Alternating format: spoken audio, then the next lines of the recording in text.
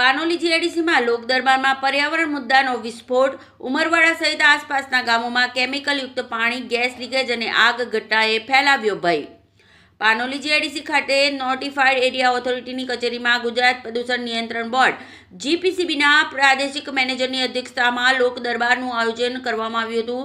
લોક દરબારમાં ઉમરવાડા, સંજાલી, કરોડ, આલુજ અને પાનોલી સહિતના આસપાસના ગામના મોટી સંખ્યામાં ગ્રામજનો હાજર રહ્યા હતા.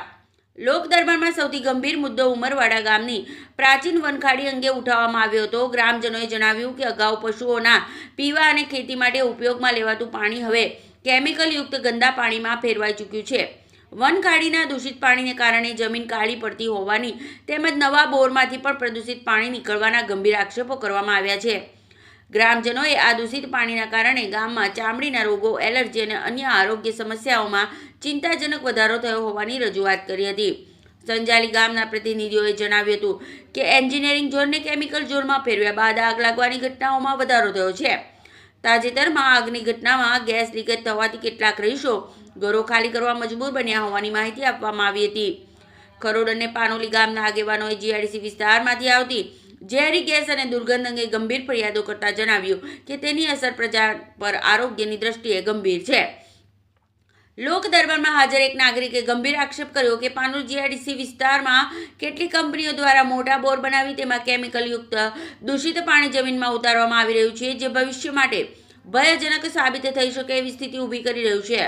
લોક દરબારના અંતે હાજર અધિકારીઓએ તમામ ફરિયાદોની સત્તાવાર નોંધ લઈ સ્થળ તપાસ અને જવાબદાર ઉદ્યોગો સામે કાયદેસરની કાર્યવાહી કરવાની ખાતરી આપ્યાનું જણાવ્યું હતું. નમસ્કાર, હું ડૉક્ટર જિજ્ઞાસા ઓઝા, પ્રાદેશિક અધિકારી, ગુજરાત પ્રદૂષણ નિયંત્રણ બોર્ડ, અંકલેશ્વરથી બોલું છું.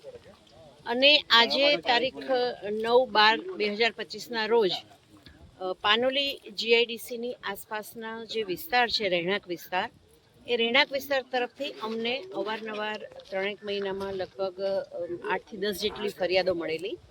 અને એ ફરિયાદોનું તો અમે તપાસ કરી અને નિરાકરણ લાવવાનો પ્રયત્ન કર્યો જ છે, પરંતુ ગ્રામજનોને વધારે પડતી તકલીફ ન પડે અને ભવિષ્યમાં એમને સ્વાસ્થ્યની સાથે કોઈ એવા ભયાનક ચેડા ન થાય એ અનુસંધાને આજે અમે જીઆઈડીસી જે પાનોલી છે એનું એસોસિએશનના હોદ્દેદારો, જીઆઈડીસીના ચીફ ઓફિસરશ્રી, ગુજરાત પ્રદૂષણ નિયંત્રણ બોર્ડ અને ગ્રામજનો આજુબાજુના જે છે એના સરપંચશ્રીઓ અને ગ્રામજનો સાથે એક સંવાદ સાધવાની અમે કોશિશ કરી, જે અંતર્ગત આજે અમે પહેલાં તો મૌખિક રીતે પ્રશ્નોની ચર્ચા કરી અને ત્યારબાદ જીપીસીબી અને જીઆઈડીસીને એવું લાગ્યું કે ભાઈ ફિલ્ડ વિઝિટ પણ જરૂરી છે, તો એના રેફરન્સમાં અમે ગ્રામજનો સાથે જ્યાં જ્યાં એ લોકોને તકલીફ હતી કે ભાઈ અહીંયા પાણી આવવાની સંભાવના છે કે શક્યતાઓ છે કે લાઈવ ડિસ્ચાર્જ છે, એ દરેક જગ્યાની અમે તપાસ કરી છે.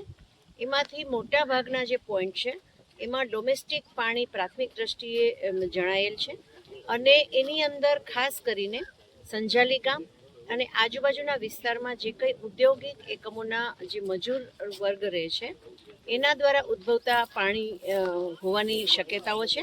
સાથે સાથે થોડા આગળ જતાં અમે એક ભરવાડવાસ ત્યાં આવેલો છે, એ ભરવાડવાસમાંથી પણ આ પ્રકારનું પાણી આમાં ભળતું હોય એની પૂરેપૂરી શક્યતાઓ રહેલી છે. અને ત્યાર પછી અમે ઉમરવાડાને પણ જે કાંસ છે એની મુલાકાત લીધી.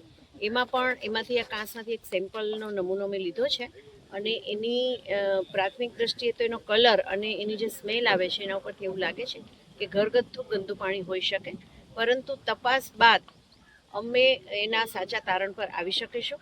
અને સાથે સાથે ગ્રામજનોને એ પણ અમે અપીલ કરી છે કે ભવિષ્યમાં તમને ક્યાંય પણ લાઈવ ડિસ્ચાર્જ દેખાય તો ગમે તે સમયે અને ગમે તે દિવસે જીપીસીબી, જીઆઈડીસી અને એસોસિએશનને જાણ કરે. ત્રણેયની સંયુક્ત ટીમ સ્થળ પર આવી અને તપાસ કરશે અને એ જે ફરિયાદ છે એનું નિરાકરણ લાવવાનો સહૃદયતા